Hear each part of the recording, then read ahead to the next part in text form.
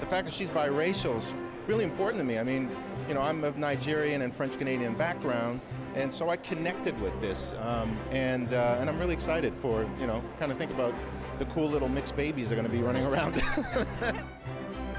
Two Canadians there reacting to the marriage in Windsor today. The union between Prince Harry and Meghan Markle has been celebrated by many people on both sides of the pond. One aspect is getting particular attention, and that is Meghan Markle's background.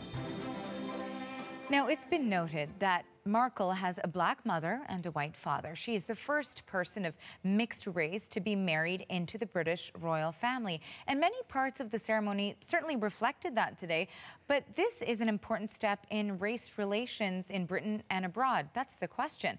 For more on this part of the story, we've reached out to our next two guests. Sarah Gaither is an assistant professor at Duke University. She's also a social and developmental psychologist. And Nels Abbey is a writer and media executive in London, England. So thank you to both of you for joining us today for this. So Nels, first I want to start with you. What did you make seeing Prince Charles, in this case, walk Meghan Markle down the aisle instead of her mother? It was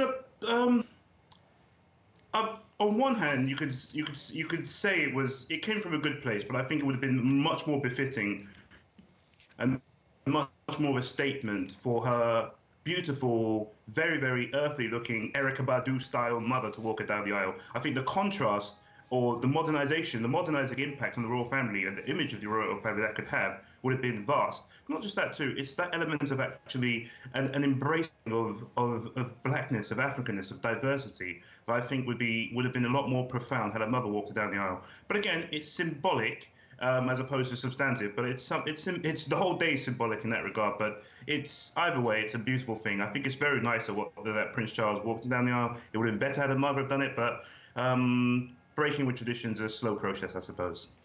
And Sarah, a similar question to you. Do you think that this was somewhat a missed opportunity when it came to not having Meghan Markle's mother walk her down the aisle? Could it have been an opportunity to embrace the conversation about having a biracial princess-to-be?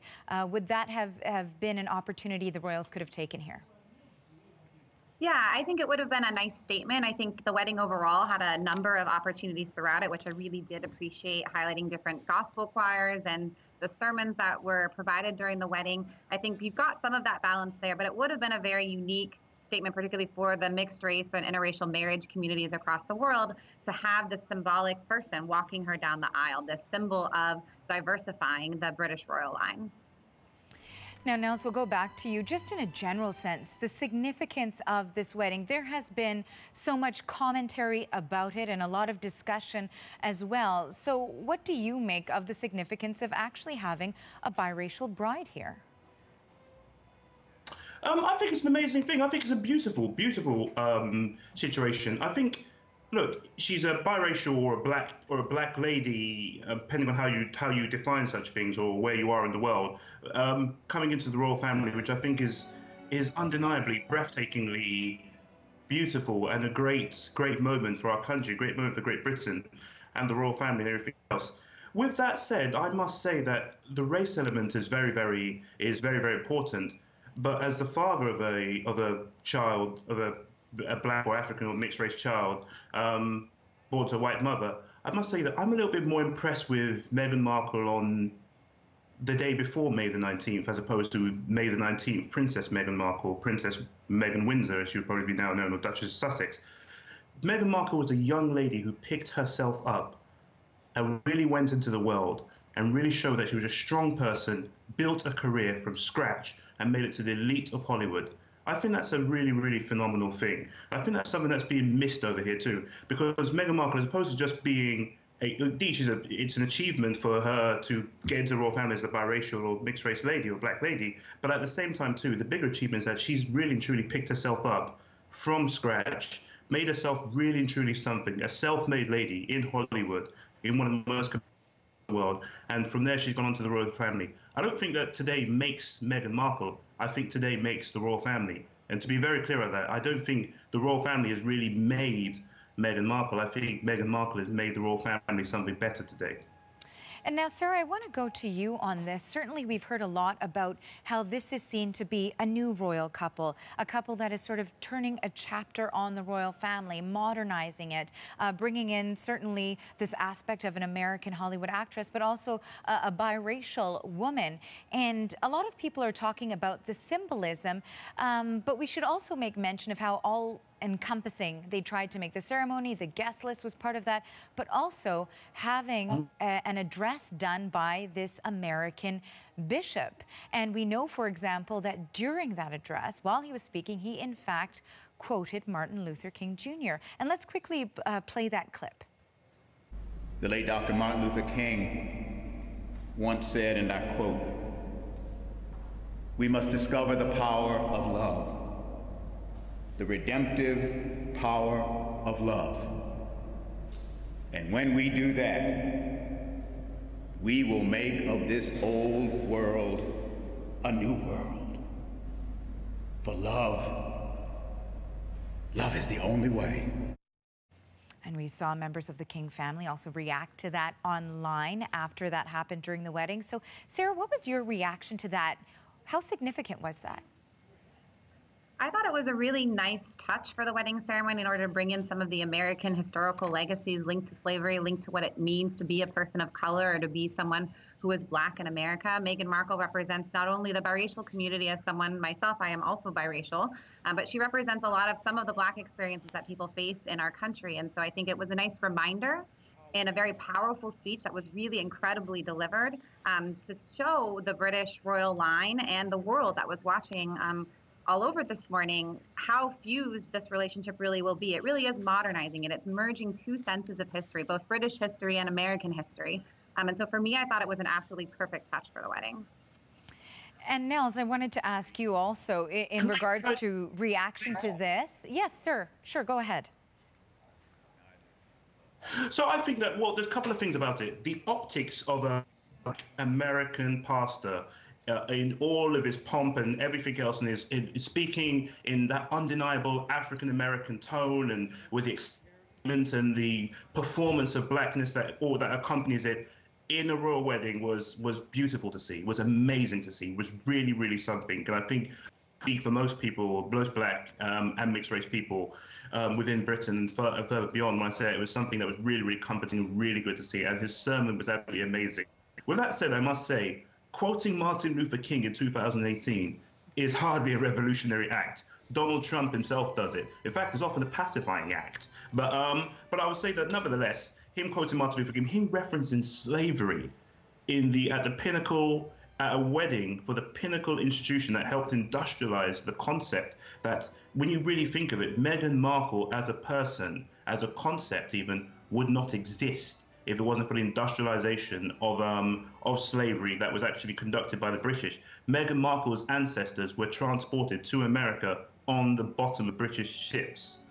And for her to marry into the family is a huge accomplishment. But it's a huge accomplishment for them, the royal family, as well as it is for Meghan Markle as a person, too, at the same time. Meghan Markle, it must be emphasized, too, is without peer within the royal family right now. Meghan Markle is the only self-made person, the only self-made business person who's gone out there, hit the streets, and really made something of herself within that household right now. She has experiences of life that they probably would never be exposed to or never be experiencing or anything else. So within the household, she has that ability to sit up and really show them things about the world that they probably wouldn't know otherwise. And that's something I'm hoping plays out to the general public too.